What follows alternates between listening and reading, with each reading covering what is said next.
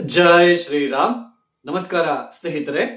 2026ನೇ ನೂತನ ಆಂಗ್ಲ ಸಂವತ್ಸರದ ಕರ್ಕಾಟಕ ರಾಶಿಯವರ ವಾರ್ಷಿಕ ಫಲಿತಾಂಶಗಳು ಹೇಗಿದೆ ಅಂತ ನೋಡ್ತಾ ಹೋಗೋಣ.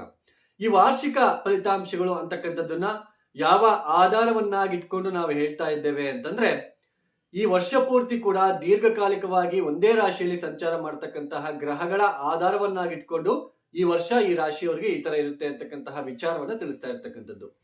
ಹಾಗಾದ್ರೆ ಆ ದೀರ್ಘಕಾಲಿಕವಾಗಿ ಸಂಚಾರ ಮಾಡ್ತಕ್ಕಂತಹ ಗ್ರಹಗಳು ಯಾರ್ಯಾರು ಅಂತ ನೋಡೋದಾದ್ರೆ, ಶನಿ, ಗುರು, ರಾಹು, ಕೇತು ಈ 4 ಗ್ರಹಗಳು ವರ್ಷ ಪೂರ್ತಿ ಕೂಡ ಒಂದೇ ರಾಶಿಯಲ್ಲಿ ಸಂಚಾರವನ್ನ ಮಾಡ್ತಾ ಇರ್ತಾರೆ. ಹಾಗಾದ್ರೆ ಈ 2026ನೇ ಇಸ್ವಿಯಲ್ಲಿ ಈ 4 ಗ್ರಹಗಳ ಸ್ಥಾನ ಬದಲಾವಣೆ ಏನಾದ್ರೂ ನಡೀತಾ ಇದೆಯಾ? ಈ ಸ್ಥಾನ ಬದಲಾವಣೆಯಿಂದ ಕರ್ಕಾಟಕ ರಾಶಿಯವರ ಮೇಲೆ ಯಾವ ತರಹದ ಪರಿಣಾಮ ಬೀಳ್ತಾ ಹೋಗುತ್ತೆ ಅಂತಕ್ಕಂಥದ್ದನ್ನ ನೋಡ್ತಾ ಹೋಗೋಣ.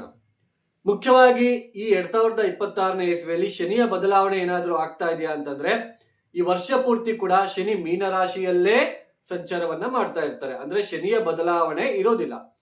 ಹಾಗೆ ರಾಹು ಕೇತು ಬದಲಾವಣೆ ಏನಾದ್ರೂ ಆಗ್ತಾ ಇದೆಯಾ ಅಂತ ನೋಡೋದಾದ್ರೆ, 2026 ಡಿಸೆಂಬರ್ 5ನೇ ತಾರೀಕಿನ ತನಕನೂ ಕೂಡ ರಾಹು ಕೇತು ಬದಲಾವಣೆ ಕೂಡ ಆಗೋದಿಲ್ಲ. ಆಸ್ ಇಟ್ ಈಸ್ ರಾಹು ಕುಂಭರಾಶಿಯಲ್ಲಿ ಸಂಚಾರ, ಕೇತು ಸಿಂಹ ರಾಶಿಯಲ್ಲಿ ಸಂಚಾರವನ್ನು ಮಾಡ್ತಾ ಇರ್ತಾರೆ. ಆದ್ರೆ 2026ನೇ ಡಿಸೆಂಬರ್ 5ನೇ ತಾರೀಕಿನ ನಂತರ ರಾಹು ಮಕರಕ್ಕೆ ಪ್ರವೇಶ, ಕೇತು ಕರ್ಕಾಟಕ ರಾಶಿಗೆ ಪ್ರವೇಶ. ಇನ್ನು ಗುರುವಿನ ಸ್ಥಾನ ಪರಿವರ್ತನೆ ಏನಾದ್ರೂ ಇದೆಯಾ ಅಂತ ನೋಡೋದಾದ್ರೆ, ಈ ವರ್ಷ 2 ಬಾರಿ ಸ್ಥಾನ ಪರಿವರ್ತನೆಯನ್ನು ಮಾಡ್ಕೊಳ್ತಾ ಇದ್ದಾರೆ. 2026 ಜೂನ್ 2ನೇ ತಾರೀಕು ಕರ್ಕಾಟಕ ರಾಶಿಗೆ ಬರ್ತಾ ಇದ್ದಾರೆ ಗುರು. 2026 ಜೂನ್ 2ನೇ ತಾರೀಕು ಕರ್ಕಾಟಕ ರಾಶಿಗೆ ಪ್ರವೇಶ ಮಾಡಿ ಆಕ್ಚುಲಿ 1 ವರ್ಷ ಇರಬೇಕು ಗುರು ಒಂದು ರಾಶಿಯಲ್ಲಿ.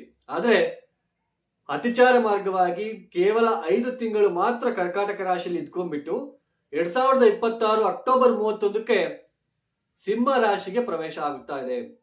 ಅಕ್ಟೋಬರ್ 31ಕ್ಕೆ ಪ್ರವೇಶ ಆಗಿ ನವೆಂಬರ್ ಡಿಸೆಂಬರ್ ತನಕನೂ ಕೂಡ ಸಿಂಹ ರಾಶಿಯಲ್ಲಿ ಸಂಚಾರ ಮಾಡ್ತಾ ಮತ್ತೆ ವಕ್ರಿಯಾಗಿ ಮತ್ತೆ ಹಿಂದಕ್ಕೆ ಕರ್ಕಾಟಕ ರಾಶಿಗೆ ಬರ್ತಾ ಇದ್ದಾರೆ. ನೋಡಿ, ಈ ಕರ್ಕಾಟಕ ರಾಶಿಯವರಿಗೆ ದ್ವಿತೀಯ ಭಾವದಲ್ಲಿ ಕೇತುವಿನ ಸಂಚಾರ ನಡೀತಾ ಇರುತ್ತೆ. ವರ್ಷ ಪೂರ್ತಿ ಕೂಡ ಡಿಸೆಂಬರ್ 5ಕ್ಕೆ ಬದಲಾವಣೆ ಆಗುತ್ತೆ. ಇನ್ನು ಅಷ್ಟಮ ಸ್ಥಾನದಲ್ಲಿ ರಾಹುವಿನ ಸಂಚಾರ. ಇಷ್ಟು ದಿನ ಸಾಕಷ್ಟು ಗುರುಬಲ ಇಲ್ಲದೆ ತೊಂದರೆ ಪಡ್ತಾ ಬರ್ತಾ ಇದ್ದೀರಾ. ಈ 2026ನೇ ಇಸ್ವಿಯಲ್ಲೂ ಕೂಡ ಗುರು ಬಲ ಇಲ್ಲದೆ ಇದ್ರೂ ಸ್ವಲ್ಪ ಗುರು ನಿಮಗೆ ಸಪೋರ್ಟ್ ಸಿಗ್ತಾ ಹೋಗುತ್ತೆ ಅಂತಾನೆ ಹೇಳ್ಬೋದು. ಇನ್ನು ನವಮ ಸ್ಥಾನದಲ್ಲಿ ಶನಿಯ ಸಂಚಾರ. ಈ ಹೈಯರ್ ಎಜುಕೇಶನ್ ಮಾಡ್ತಾ ಇರ್ತಕ್ಕಂಥವ್ರಿಗೆ ಈ ತಂದೆಯ ಆರೋಗ್ಯದ ವಿಚಾರದಲ್ಲಿ, ಪಿತ್ರಾರ್ಜಿತ ಆಸ್ತಿ ವಿಚಾರದಲ್ಲಿ, ಆಮೇಲೆ ಸೋದರ ಸೋದರಿಯರ ಜೊತೆ ಭಿನ್ನಾಭಿಪ್ರಾಯಗಳಾಗಿರ್ಬೋದು, ಈ ತರ ಪ್ರತಿ ಕೆಲಸದಲ್ಲೂ ಕೂಡ ನೀವು ಸ್ವಲ್ಪ ತೊಂದರೆಗಳನ್ನ, ಕಾರ್ಯ ವಿಳಂಬವನ್ನ, ಕಾರ್ಯ ಹಾನಿಯನ್ನ ನೋಡ್ತಾ ಬರ್ತಾ ಇದ್ದೀರಾ. ಆದ್ರೆ ಈ 2026 ಜೂನ್ 2ನೇ ತಾರೀಕಿನಿಂದ 2026 ಜೂನ್ 2ನೇ ತಾರೀಕಿನಿಂದ June, July, August, September, October 31ನೇ ತಾರೀಕಿನ ತನಕ ಗುರು ನಿಮ್ಮ ಜನ್ಮ ರಾಶಿಯಲ್ಲೇ ಸಂಚಾರವನ್ನ ಮಾಡ್ತಾ ಇರ್ತಾರೆ. ಈ ಸಮಯ ಸ್ವಲ್ಪ ನಿಮಗೆ ಸ್ವಲ್ಪ ಹೌದೋ ಇಲ್ಲೋ ಅನ್ನೋ ತರ ಸ್ವಲ್ಪ ಫೇವರಬಲ್ ಆಗಿರುತ್ತೆ. ಯಾಕೆ ಫೇವರಬಲ್ ಆಗಿರುತ್ತೆ? ಗುರು ನವಮಾಧಿಪತಿ ಕರ್ಕಾಟಕ ರಾಶಿಗೆ ಸ್ವಲ್ಪ ಫೇವರಬಲ್ ಆಗಿರುತ್ತೆ. ಸ್ವಲ್ಪ ಎಫರ್ಟ್ ಆಗ್ತೀರಾ, ಕಾನ್ಫಿಡೆನ್ಸ್ ಜಾಸ್ತಿ ಆಗ್ತಾ ಹೋಗುತ್ತೆ, ಸ್ವಲ್ಪ ಆತ್ಮವಿಶ್ವಾಸ ಅನ್ನೋದು ಬರುತ್ತೆ ನಿಮಗೆ. ಇಷ್ಟು ದಿನ ಸ್ವಲ್ಪ ಆತ್ಮವಿಶ್ವಾಸ ಇರಲಿಲ್ಲ, ಖರ್ಚುಗಳು ಜಾಸ್ತಿ, ಆರೋಗ್ಯದಲ್ಲಿ ತೊಂದರೆಗಳು, ಯಾವ ಕೆಲಸ ಮಾಡಕ್ ಹೋದ್ರೂ ತೊಂದರೆಗಳನ್ನೇ ಅನುಭವಿಸ್ತಾ ಇರ್ತಕ್ಕಂಥದ್ದು, ಕೆಲಸ ಕಾರ್ಯಗಳಲ್ಲಿ ಹಿನ್ನಡೆ ಅನುಭವಿಸ್ತಾ ಇರ್ತಕ್ಕಂಥದ್ದು, ನಾನು ಏನ್ ಮಾಡಿದ್ರು ಕೂಡ ವರ್ಕೌಟ್ ಆಗ್ತಾ ಇಲ್ಲ, ಈ ತರ ತುಂಬಾನೇ ನೋವು ಪಡ್ತಾ ಬರ್ತಾ ಇದ್ದೀರಾ. ಆದ್ರೆ ಗುರು ಯಾವಾಗ ಜನ್ಮ ರಾಶಿಗೆ ಬರ್ತಾರೋ ಆಗ ಸ್ವಲ್ಪ ನಿಮಗೆ ಒಂದು ಆತ್ಮವಿಶ್ವಾಸ ಬರುತ್ತೆ, ಖರ್ಚುಗಳು ಕಡಿಮೆ ಆಗ್ತಾ ಹೋಗ್ತದೆ. ಆದ್ರೆ ಹಣದ ವಿಚಾರದಲ್ಲಿ ತುಂಬಾ ಒಳ್ಳೆ ಮಟ್ಟಕ್ಕಂತೂ ಒಳ್ಳೇದಾಗೋದಿಲ್ಲ, ಅಂದ್ರೆ ತುಂಬಾ ದೊಡ್ಡ ಮಟ್ಟಕ್ಕಂತೂ ಒಳ್ಳೇದಾಗೋದಿಲ್ಲ. ಅಂದ್ರೆ ಯಾಕಂದ್ರೆ ಗುರು ಜನ್ಮ ರಾಶಿಯಲ್ಲಿ ಇರ್ತಾರೆ. ಯಾವಾಗ 2026 ಅಕ್ಟೋಬರ್ 31ಕ್ಕೆ ದ್ವಿತೀಯ ಸ್ಥಾನಕ್ಕೆ ಬರ್ತಾರೋ ಆಗಲಿಂದ ಸ್ವಲ್ಪ ನಿಮಗೆ ಗುರುಬಲ ಜಾಸ್ತಿ ಆಗ್ತಕ್ಕಂಥದ್ದು. ಬಟ್ 2026 ಜನವರಿ, February, March, April, May, June 2ನೇ ತಾರೀಕಿನ ತನಕನೂ ಕೂಡ ಗುರುವಿನ ಸ್ಥಿತಿಗತಿಗಳು ಅಷ್ಟೊಂದು ಚೆನ್ನಾಗಿರೋದಿಲ್ಲ. ಸ್ವಲ್ಪ ತೊಂದರೆಗಳು, ತಾಪತ್ರಯಗಳು, ಆರೋಗ್ಯದಲ್ಲಿ ವ್ಯತ್ಯಾಸಗಳು, ವಿಪರೀತ ಖರ್ಚುಗಳು, ಸುಮ್ಮನೆ ಪ್ರಯಾಣಗಳು, ಕಾರ್ಯಹಾನಿ, ಕಾರ್ಯದಲ್ಲಿ ಏನಾದ್ರೂ ನಾವು ಕೆಲಸ ಅಂದ್ಕೊಂಡ್ರು ಕೂಡ ಅದಾಗದೇ ಇರ್ತಕ್ಕಂಥದ್ದು, ಈ ತರ ಸಿಚುಯೇಷನ್.